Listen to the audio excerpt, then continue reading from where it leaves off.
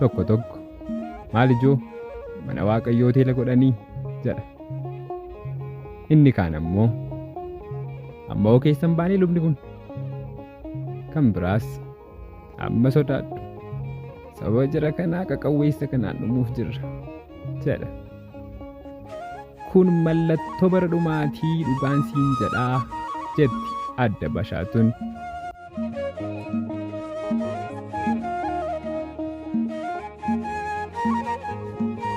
Maqaa Abbaa, kan Ilmaa, kan Hafuura Qulqulluu, Waaqa tokko, Ameen. Kam jirtu maatiiwwan Waaqayyoo, ijoolleen dubroo Maariyaam, ergamoota toloota, qulqulloota wareegamtoota hundaaf fira kan taatan. Nageenyii fi araarri Waaqayyoo akka jirtanitti isiniif haa baay'atu. Qophii hogbarruu asoosama gabaabaa isiniif dhiyeessinaa nu faana turaa. Asoosamichaaf mata duree akka laattaniif isin affeerra.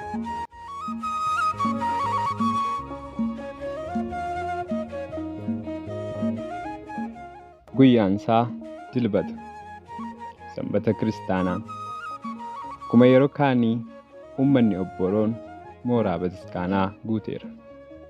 Sirni galatoo raawwatee raajiin dubros dubbifamee sagantaan waltajjiirraa itti fufe.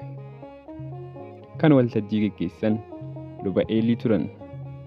Isaanis waltajjii saaqanii barattoota dilbataaf dabarsan. Faaruudhaaf barattoota bahan keessaa Lattuunis turte. Lattuun maatii harka qalleeyyii irraa kan dhalatte, mana kiristaanaa baay'ee kan jaallattu, ganamaaf galgala kan achii hin dhimne turte. Abbaan ishee hojii guyyaa hojjetee, haati ishee immoo araqee namaaf baasaa ishee guddisan. Abbaan ishee guyyaa tokko hojiif ba'ee as hin deebine. Haa du'uu haa jiraatuu wanti beekamu hin jiru. Haati ishees jireenyi itti cimnaan jireenya injifachuuf nama biraatti heerumte. Lattuunis miira aariin gara magaalaa naannoo isaaniitti dhiyaatu tokkotti godaante.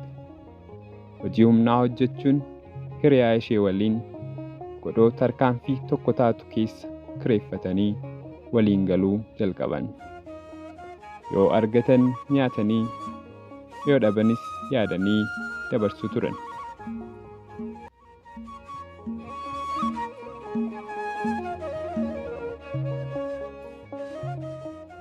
Guyyoottan keessaas guyyaa tokko hiriyaan Lattuu dhukkubsatte. Lattuunis hojii humnaaf baatee hin milkaa'in deebite. Wanti nyaatan hin jiru. Waan ittiin mana yaalaa geessanis hin jiru. Yeroo kana ture jireenyi Lattuu haala kan jijjiirrate. Miira abdii kutannaa, miira aarii, boo'ichaan deeggartee hojii barbaacha gadi baate. Intalli uffata jilbaa olii fi gatiittii gadi qofaa dhoksu uffatte tokko itti dhuftee maaliif akka boossu gaafatte. Lattuunis kan ta'an hundaa hirqanaa itti himte. Isheenis hojii ishee waliin akka hojjettu walii galanii ammaaf qarshii bifa liqiin akka laattuuf itti himtee wal beellamanii gargar bahan. Lattuun hiriyaa ishee wal'aansistee gara bakka beellamaatti adeemte. Hojii guyyaa jalqabaa isheeti. Uffata uffattee hin beekne, kophee kaawwattee hin beekne kaawwattee, akkasumas kuulaan kuulamtee ishee ta'uu adda baasuuf nama rakkisa. Daandii gubbaa dhaabbachuun yeroo ishee barbaadu wajjin buluun qarshii argachuu ture hojiin ishee. Amma Lattuun akka durii bataskaana dhaquu dhaabdeetti. Namoonni naannoos hojii ishee baranii ishee dhiyeessaa jiru. Hammuma guyyaan dabalaa deemu hojiin Lattuu beekamaa deema. Kanaanis akka nama beekamaa tokkotti namni ishee wallaale hin jiru. Ishee sagaagaltuu, intala seexanaa ishee hangafaa jechuunis ishee waamu. Ni balaaleffatuunis. Kan isheetti dubbate mitii kan nagaa gaafate hundi akka sagaagaletti balaaleffama.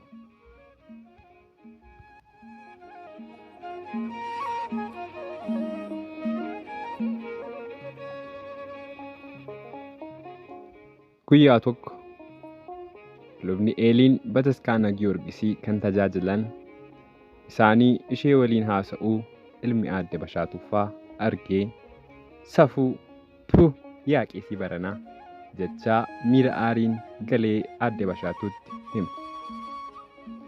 Aadde Bashaatuunis sagalee ol fuudhanii egziyoo maarenna Kiristoos maal jetta gurbaa? Niitiin kun dhiyootti biyya fudhatti jechaa gara ollaa isaanii deemanii kan dhagahan babbareechanii ittis dabalanii itti himan. Haaluma kanaan oduun isaa biyya guute. Hawaasni naannoo luba Eelii baay'ee jaallatu turan. Guyyaa oduu kana dhagahanii kaasanii hunduu yeroo isaan argu karaa irraa jal'ifatanii darbu. Yookaan ammoo dur halaalatti itti fiiganii kan dubbisan akka nama hin argineetti qara laalaa bira darbu. Barumsa kan barsiisu isaan taanaan inni kaan akka waan balaa wayii uumamee utaalee ba'a. Inni kaan ammoo akka waan waamicha dhaqee walitti galagalee haasa'a. Guyyaa sanaa jalqabee lattuun Bataskaanatti deddeebi'uu baay'isteetti. Inumaayyuu barattoota dilbataa waliin teessee faarfachuu jalqabdeetti. Namoonni tokko tokko lubicha barbaacha deemtee ittiin jedha.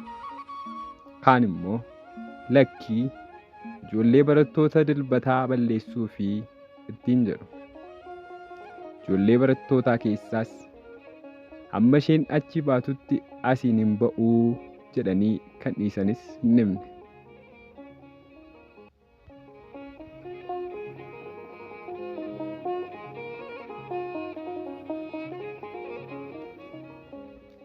Waa'een lattuu ajandaa uummataa eega ta'ee bubbuleera.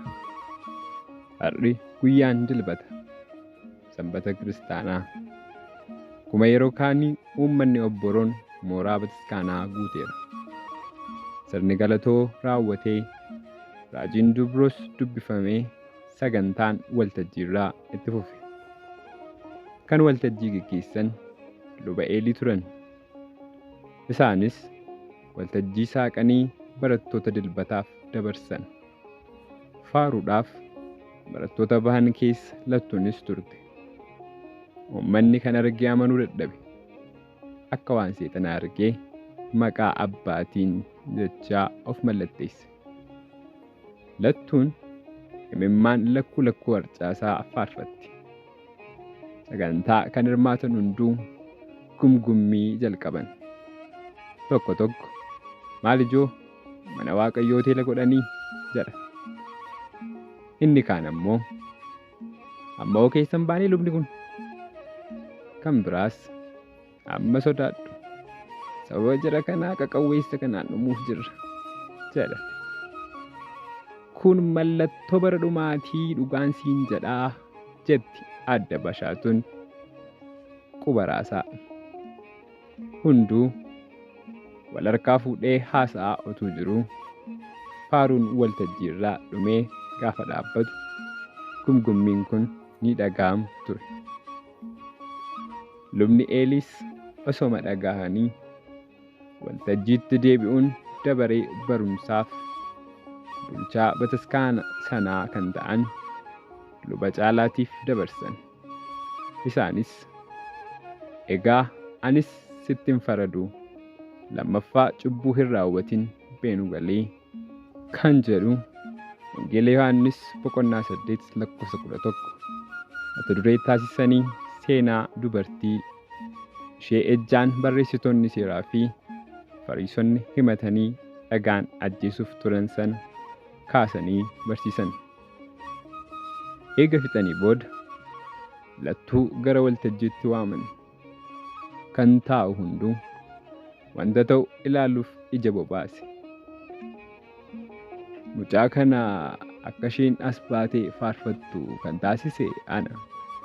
Sababni isaas akka isin ishee beektan waan ani beekuuf. Wanta isin haasoftanis dhaga'eera. Isin mucaan kun maaliif bataskaana keessatti argamtee jettanii iyyitu? Ergamoonni Waaqayyoo deebi'uu lubbuu tokkoof gammachuun ililchu.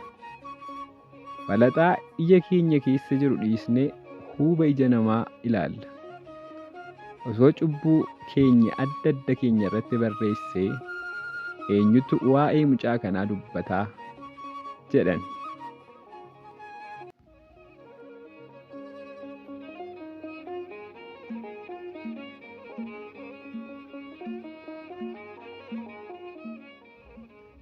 Guyyaa lubni Eelii lattuu faana osoo haasa'anii argaman wanti ta'e akkas ture.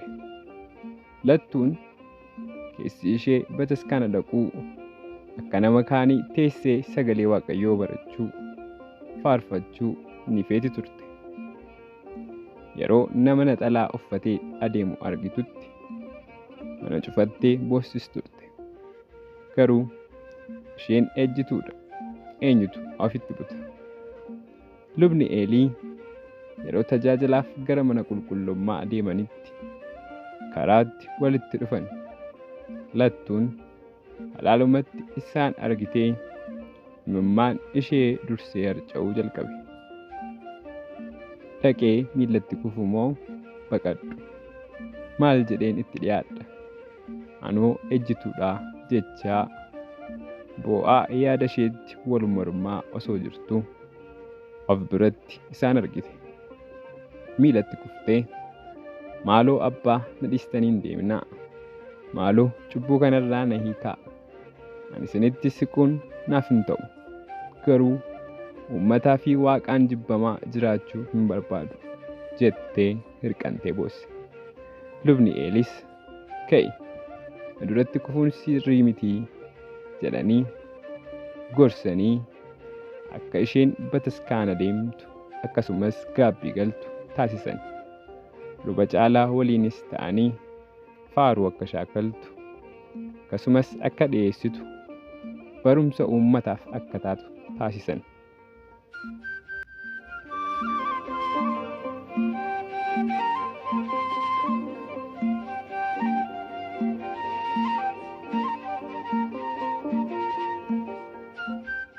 Lubdi caalaan itti fufanii wanta ta'e hundaa dubbatan. Kunoo lubni Eeliin Waaqayyo isaan haa eebbisuutii ijoollee hafuuraa isaanii mariisisanii hojii arganii fi hojjechaa jirti. Mucaan kun gargaarsa luba Eeliitiin gaabbii galtee bara ishee hundumaa Waaqayyoof taasisuuf murteessiteetti jedhan. Uummannis sagalee ol kaasee ililche. Harka walitti rukutees galateeffate. Dhumarrattis kan yaada isaaniitti yakkanii fi darbaa kan dubbatan hundi lattuu fi luba Eelii miilatti kufanii dhiifama gaafatan. Waa'een lubbuu badu tokko nu haa dhiphisuun ergaa keenya. Galanni Waaqayyoof haa ta'u. Haadha isaa Dubree Maariyaamiif, uffata fannoo isaatiif bara baraan. Amiin.